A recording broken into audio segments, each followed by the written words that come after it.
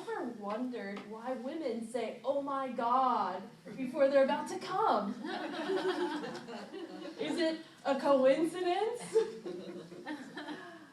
The experience of orgasm is so big that no exclamation based in physical reality is big enough. When you have a good orgasm, the dimensions open up. You get a glimpse of divinity. This is something that you may not already know about orgasm. Orgasm is the universally shared moment of meditation. It's so intense, nothing else could possibly distract you from the present moment. In that moment, you're beyond all thoughts. You are beyond space and time. You are beyond your limited egoic identity that separates things and people from each other.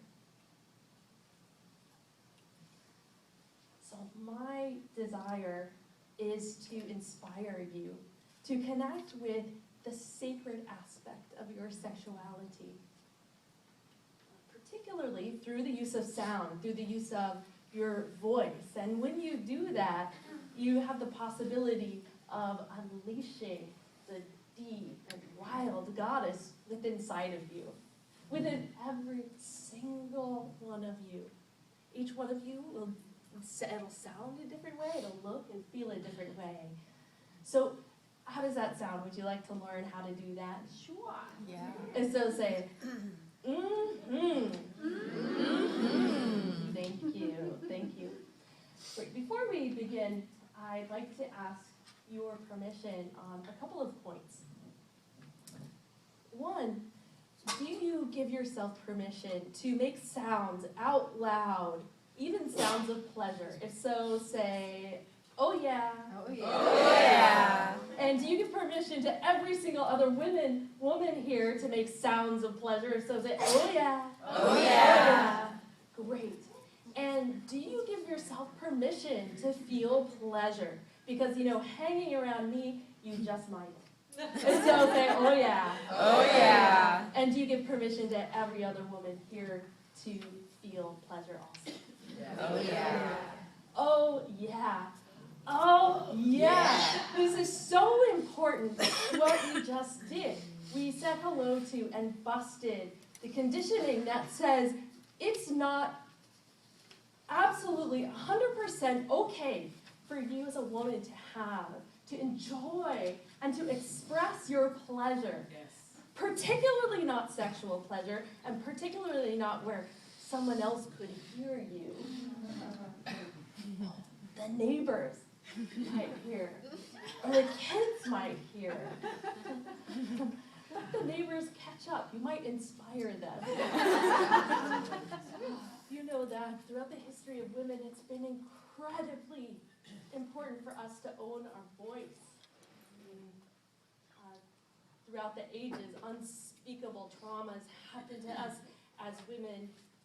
You may have that fear in your bones when you are about to speak your truth or make sounds, or someone might hear you.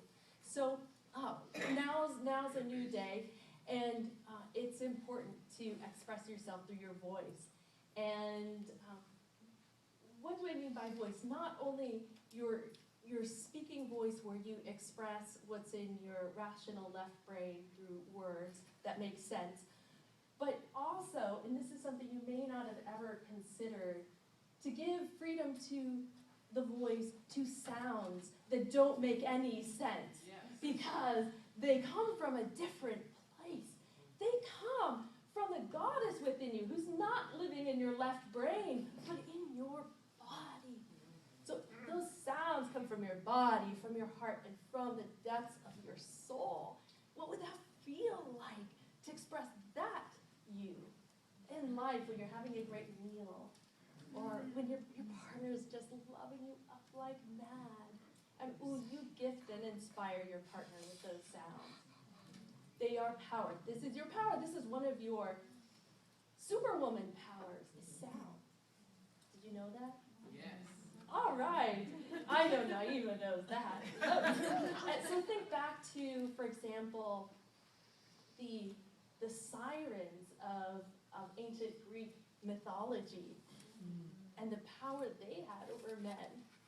They were feminine creatures and they used sound, they used their voice. So that's one of your superpowers, to use your voice consciously and with love. I'd love to share with you a little bit about what brings me here and what makes me so passionate to speak about sex and spirit. I am a highly orgasmic woman. I am also a Kundalini awakened woman.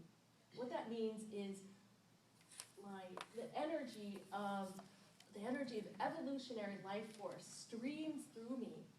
I have access to it at any time. And Kundalini is related to your sexual orgasmic energy. But it's even bigger. It's even more powerful. When you're self-pleasuring or making love, your orgasmic energy goes down and out. That's part of the procreative process. And you can learn how to reverse the flow of your sexual orgasmic energy. So it goes in and up. And then it nourishes you. And it awakens you spiritually. In the Tantric tradition, sex energy is revered as the fuel for a jet path to expanded consciousness. So what that means for me is that orgasm is never more than a breath away. Maybe you wondered, why does you smile all the time? I can take a deep breath in, exhale, relax my spine, and pleasurable flows of orgasmic energy stream through me. I don't share this with you to show off how sexually evolved I am, but to say that if I have this available to me, you do too, without exception. Because things haven't always been this way for me. For 2/3 of my adult sex life, I was non-orgasmic. I did not have an orgasm with a partner. And it was frustrating. And I couldn't even relax into lovemaking and enjoy the intimacy because I was so fixated on getting there. And maybe this time it'll happen. Maybe this time it'll happen. And I'm so close, I'm just at the edge, but could never get over. And then I'd have to deal with the embarrassment of explaining to my lover, really, it's not your fault. And then the shame that believing that there was something wrong with me, that I was sexually defective. The worst part was the distress, the despair of thinking that it would never be another way, and there was nothing I could do. And 12 years ago, I learned how to influence the energy of orgasm. This is something else you might not know about orgasm. There are two components to sexual climax, the physical and the energetic. The physical component includes the muscular contractions, the increased heart rate, etc.